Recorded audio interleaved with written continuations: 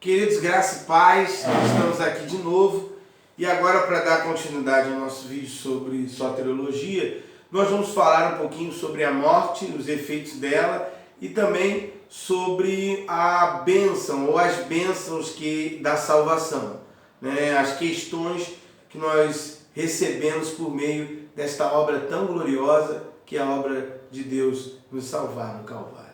Quando a gente fala da morte de Cristo, a gente está falando de algo muito importante, de algo que concretiza, ali se dá a concretização desse plano, desse projeto. É por isso que no capítulo 1 de Éfeso, Paulo usa as expressões: nele fomos redimidos, nele fomos perdoados, nele fomos restaurados. Na sua morte, na sua expiação, porque a morte de Cristo representava o aplacamento da ira divina.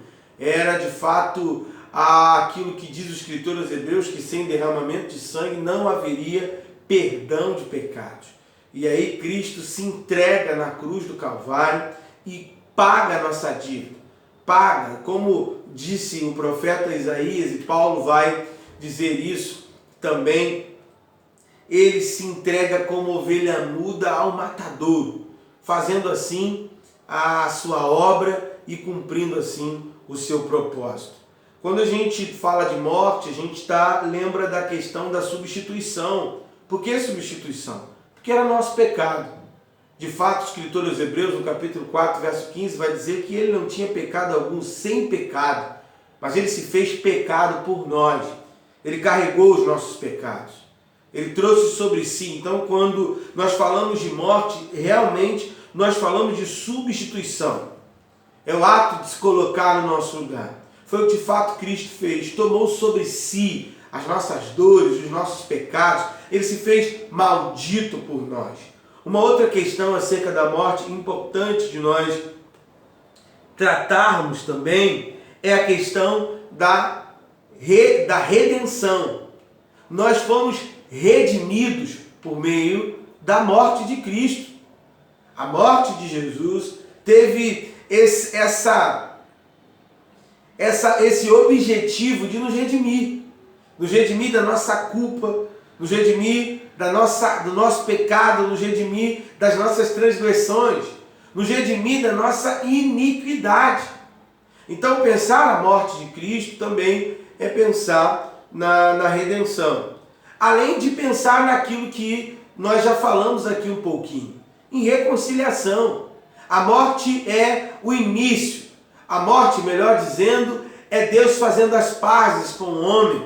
É a barreira da inimizade que havia entre o homem e Deus se quebrando. Se o profeta Isaías vai dizer que o que faz separação entre nós e o nosso Deus é o pecado que atua ali como uma parede, a morte de Cristo pôs no chão essa parede, nos possibilitando, por meio da sua graça e da sua infinita misericórdia, a se aproximar novamente de Deus e com ousadia, por meio dele, estar ancorado no seu lugar santo, como filhos benditos do Senhor.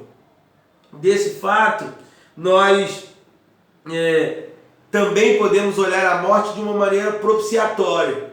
Como eu disse, Cristo ali é o sacrifício, o único cordeiro sacrificado uma única vez, com o intuito exclusivo de pagar os nossos pecados, de saciar, de satisfazer aquilo que os escritores bíblicos chamam da ira de Deus.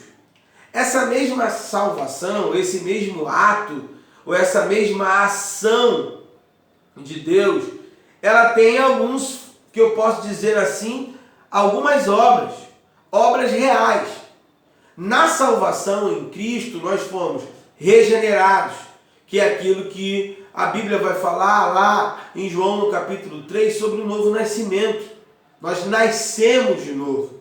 Nós fomos diretamente nascidos e nascemos do próprio Deus. A regeneração não é um processo. A regeneração é um ato divino que acontece sobre todo e qualquer homem que encontra Jesus. Uma outra coisa que acontece nessa obra de salvação é a justificação, que também é um ato direto, é um ato legal. E quando a gente fala de justificação, é como se nós estivéssemos num tribunal, prestes a ser culpados, prestes a ser condenados, sobre a pena de morte eterna. E de repente, no último momento, chega ali uma prova que vai absolver a gente totalmente, que vai nos tirar do banco dos réus e nos colocar entre os justos. É claro que com a consciência de que essa alteração de lugar não é por nosso mérito, mas é por uma ação direta daquele que João chamou de advogado fiel. O outro processo que essa salvação nos coloca é o processo que a gente vai chamar de santificação, que aí de fato é um processo também que vai acontecendo na vida do cristão por meio da salvação. Contudo, é importante lembrar, nós não nos santificamos para ser salvos, nós somos santos porque somos salvos. Esse é o processo. E o processo final dessa obra salvífica é aquilo que nós chamamos de glorificação.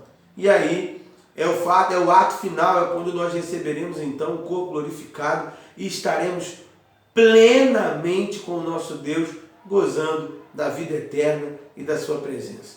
Fique na paz e até o próximo vídeo.